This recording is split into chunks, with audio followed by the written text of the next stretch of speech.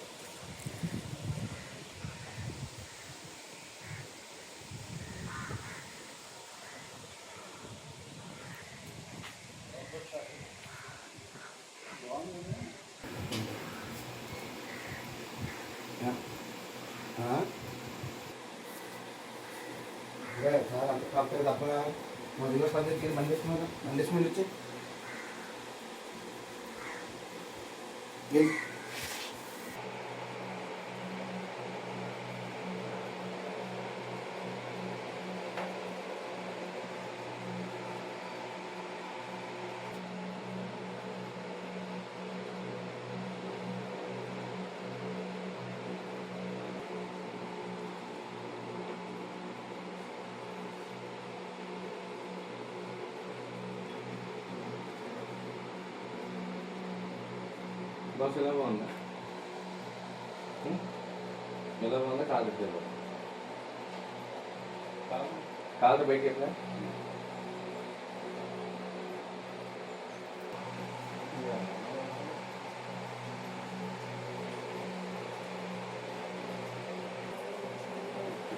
మా నాన్నకి teachers guarantee ఏంటి? అందుకు అమ్మ వచ్చేయడం కుదరదు, మళ్ళీ ఆఖరి ఆయన తిరగాలన్నా మళ్ళీ అందులో రావడం.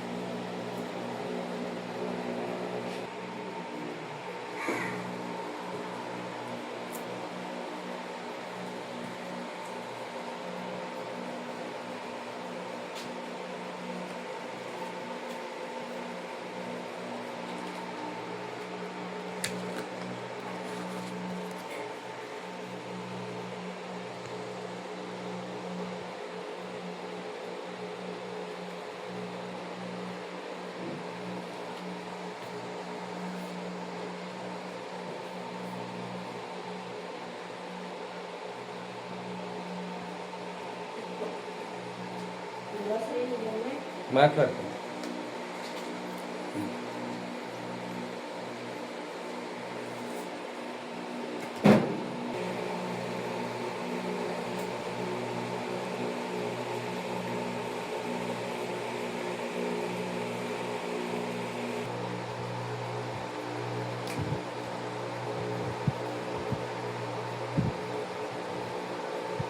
ఇది కూడా మెడల్ చేసేసుకో, ఉం?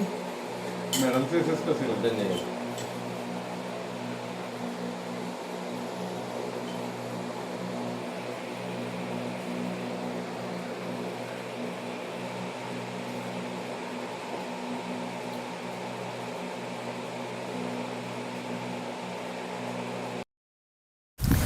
నా పేరు పంపన్ శ్రీనివాస్ అండి. మాది కాకినాడ డిస్టిక్ పెదపూడి మండలం కైకోలు అనే ఒక గ్రామం మాది.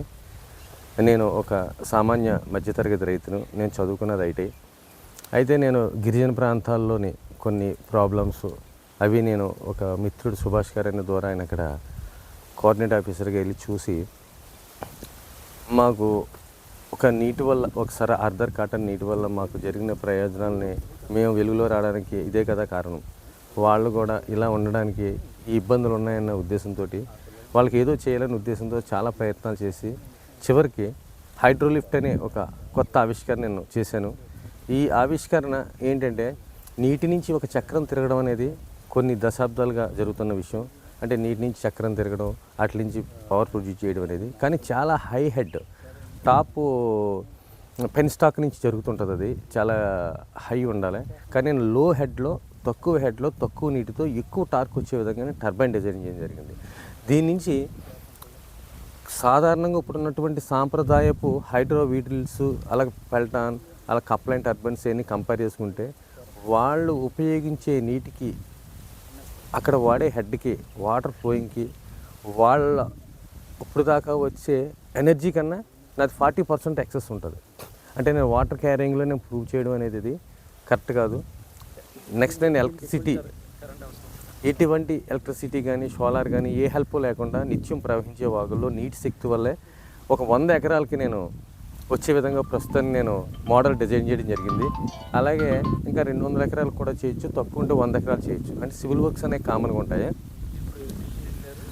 ఓకే, నేను అటల్ ఇన్నోవేషన్స్ వాళ్ళ నిర్వహణ బాధ్యత కార్యదర్శికి నేనే ఉదాహరణ. ఎలాగంటే నాలాంటి గ్రామీణ ప్రాంతంలో ఒక వ్యక్తి, నాకు హిందీ రాదు, ఇంగ్లీష్ పెద్దగా చెప్పలేను, అలాంటి వ్యక్తిని నేను ఒక ఇన్నోవేషన్ పట్టుకుని అక్కడికి వెళ్ళి రాష్ట్రపతి గారికి నేను చూపించుకుని రాష్ట్రపతి భవన్ ద్వారా నాకు ఆహ్వానాన్ని రప్పించుకుని రాష్ట్రపతి భవన్లో రాష్ట్రపతి గారు పురస్కారాలు 26 పురస్కారాలు ఇచ్చారు ఈ సంవత్సరం మన దేశంలో. అందులో నేను ఒక వ్యక్తిని ఉన్నాను. అది నా అదృష్టం. అంటే అటల్ ఇన్నోవేషన్స్ ఎంత బాధ్యతగా నిర్వహిస్తున్నారు మన దేశంలో ఆవిష్కరణ పట్ల అన్నది ఒక నాలాంటి ఒక సామాన్యుడే ఒక ఉదాహరణ. మన దేశంలో కూడా ఇన్నోవేషన్స్కి ఎంత ప్రాధాన్యత ఉంది కేంద్ర స్థాయిలోని అని నేను గర్వంగా నేను చెప్పుకోగలను. ఆ కార్యనిర్వహణ వాళ్ళు నాకు చూపించిన మర్యాదలు కానీ వాళ్ళు నాకు ఇచ్చినటువంటి గౌరవం కానీ. అదేవిధంగా ఈ హైడ్రోలిఫ్ట్ టెక్నాలజీ గిరిజన ప్రాంతాల్లో కనుక ప్రభుత్వాలు స్వచ్ఛంద సేవా సంస్థలు ముందుకు తీసుకెళ్తే కనుక చాలామంది రైతులకు ఉపయోగపడితే మన దేశం ఆర్థికంగా ముందుకు వస్తుంది. ఇది ఒక రైతు కాదు, ఒక గ్రామంలో ఒక కమ్యూనిటీ ప్రొడక్ట్. అంటే ధనవంతులు ఇంకా ధనవంతులు చేసే కార్యక్రమాలకి ఎంతమంది అన్నా రిచ్ పీపుల్ కొనుక్కునే ప్రోడక్ట్ కాదు. కాబట్టి వాళ్ళని ఇటువంటి ఇన్నోవేషన్స్ చేయడానికి అది వెంటనే మార్కెట్లో అమ్మడే వస్తువు కాదు. కాబట్టి వీటికి చాలామంది ముందుకు రారు. కాబట్టి నేను ఒక రైతుగా ఆలోచించి ఈ ఆవిష్కరణ చేయడం జరిగింది. ఇది చాలా భవిష్యత్తులో ఇంకా కొన్ని రాష్ట్రాల్లో, మన దేశంలో చాలా రాష్ట్రాల్లో కూడా ఇది అందుబాటులోకి వస్తుంది త్వరలో. అది నా ఒక ఇన్నోవేటర్ ఎప్పుడు కూడా తన ఆవిష్కరణ అందుబాటులో రావాలనే ఒక పెద్ద గిఫ్ట్గా భావిస్తాను.